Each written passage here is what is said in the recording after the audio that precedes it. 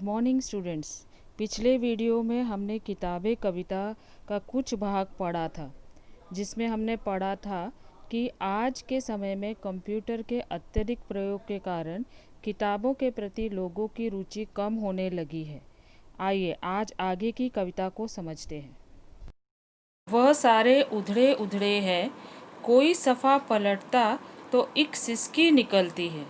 कई लफ्ज़ों के मानी गिर पड़े हैं, बिना पत्तों के सूखे टूट लगते हैं वे सब अल्फाज, जिन पर अब कोई मानी नहीं उगते।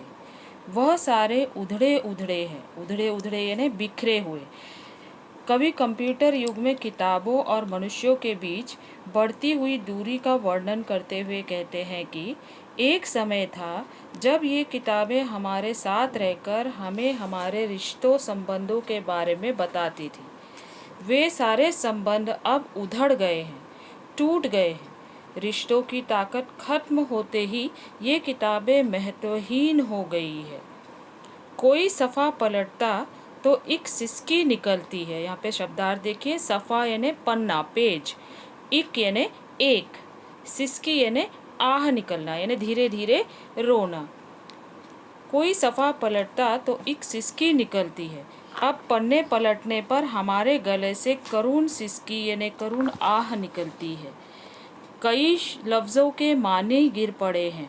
लफ्ज़ों का अर्थ है शब्दों, मानी यानी अर्थ।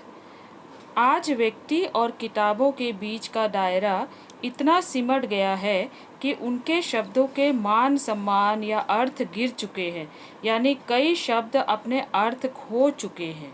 कई लफ्ज़ों के, कई शब्दों के मानी गिर पड़े हैं, यानी कई शब्दों के अर्थ कई शब्द अपना अर्थ खो चुके हैं। बिना पत्तों के सूखे ठूंठ लगते हैं वो सब अल्फाज। अल्फाज का अर्थ है शब्द। उनके शब्द अब बिना पत्तों के सूखे ठूंठ लगते हैं। सूखे ठूंठ का अर्थ मतलब होता है ऐसा वृक्ष जिस पर एक भी पत्ता नहीं होता, अर्थात अब वे खोखले शब्द सारहीन लगते हैं। इनकी दशा बिना पत्तों वाले ठूंठ सी हो गई है, जिनका अब कोई अर्थ नहीं है। जिस तरह ठूंठ पर पत्ते नहीं उगते, उसी तरह अब ये शब्द निरर्थक और बेमतलब हो गए हैं। आगे की पंक्तियाँ देखिए।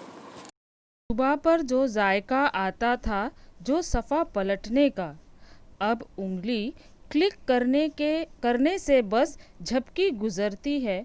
बहुत कुछ तह बहतह खुलता चला जाता है पर्दे पर।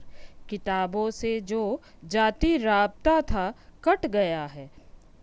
जुबां पर जो जायका आता था, जो सफ़ा पलटने का, यहाँ पर शब्दार्थ देखिए। जुबां यानी ज़बान, जायका यानी स्वाद, सफ़ा यानी पन्ना।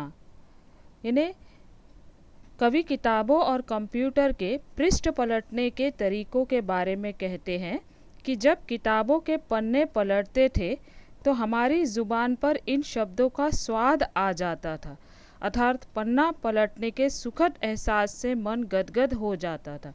पन्ना पलटते समय हम अपनी उंगली अपनी ज़ुबान पर रख देते थे। अब पन्ना पलटते समय बार बार जीभ पर उंगली रखने का आनंद समाप्त हो गया है। अब उंगली क्लिक करने से बस झपकी गुजरती है। बहुत कुछ तह बतह खुलता चला जाता है पर्दे पर। अब उंगली से क्लिक करने पर बस पलक झपकते ही कंप्यूटर के डिजिटल पर्दे पर बहुत कुछ एक एक करके शीघ्रता से खुलता चला जाता है। तह बतह का अर्थ है परत दर परत, एक के बाद एक खुलता चला जाता है।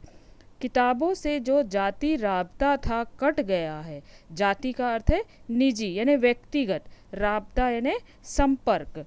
पर्दे पर पढ़ना सरल हो जाने से किताबों के पन्ने पलटने की ज़रूरत ही हम महसूस नहीं करते।